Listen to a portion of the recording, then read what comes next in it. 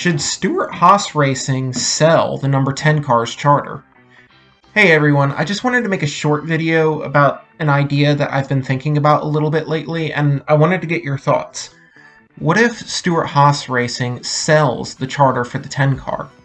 I know I've already made some videos on who could be in the 10 car in 2022, but I've been playing with this idea lately, and the more I think about it, the more sense it starts to make.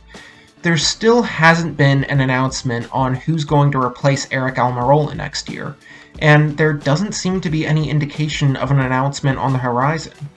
Ryan Preece has been assumed by many to be the frontrunner for the job. Recently, there has been a little bit of speculation that Aric Almirola may not retire after all, but I think he ultimately will follow through on retirement.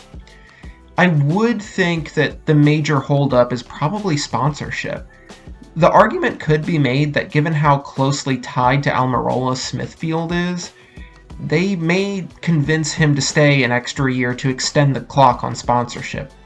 Jack Roush once convinced Mark Martin to sign on for an extra year in a similar situation, but Smithfield has already been cutting back on their support over the last couple of years, so I think that may be easier said than done. Also, we have to remember that there's a lot of uncertainty and stress in the economy right now, so attracting someone new may be pretty difficult.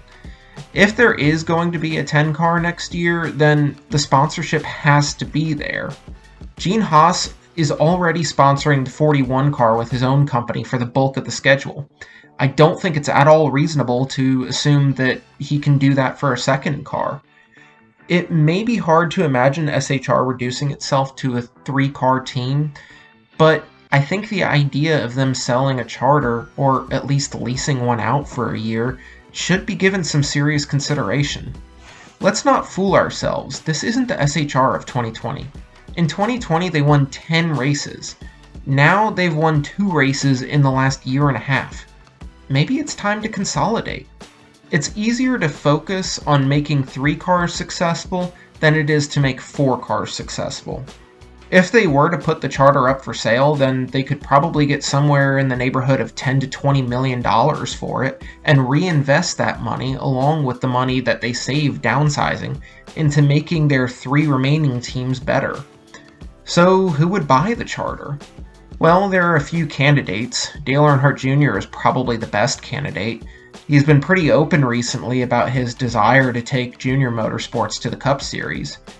There are a few other options too. First, there's 23XI Racing.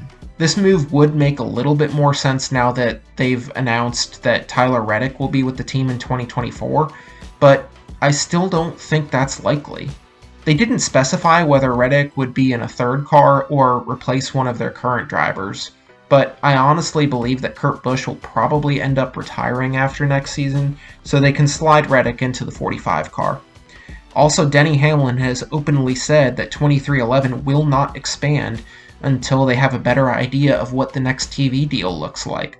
Hopefully we'll know more about that by this time next year, but if the charter goes up for sale now, then they would have to buy it now and presumably use it now. Unless they were to immediately turn around and lease it to someone. There's also Nice Motorsports. They've expressed some interest in going cup racing, at least part-time next year. But could that become full-time if the opportunity presents itself now? I think that's a stretch. Finally, what about Kyle Busch? I've seen some people say that they think that he's going to bring KBM to the Cup Series next year, and I just don't think that's the case. He'll need a charter if he does, but I don't see that happening at all. The contract negotiations with Joe Gibbs Racing may be filled with drama, but if the sticking point is money, which it sounds like it is he going to spend a minimum of $10 million of his own money on a charter and assume all of the financial liabilities that come with owning a Cup Series team? That really seems counterproductive in the short term, at least. I do think that KBM will one day be a Cup Series team, but not until Busch either retires or is about to retire. If Joe Gibbs Racing is having trouble finding sponsorship for Busch, then I doubt Busch is going to have any easier of a time doing it on his own under the KBM banner. Anyway, I've been thinking about this a lot lately. Should SHR sell their charter for the 10 car and consolidate and rebuild? If so, who buys it? Let me know in the comments. Please like the video and subscribe, and thank you for watching.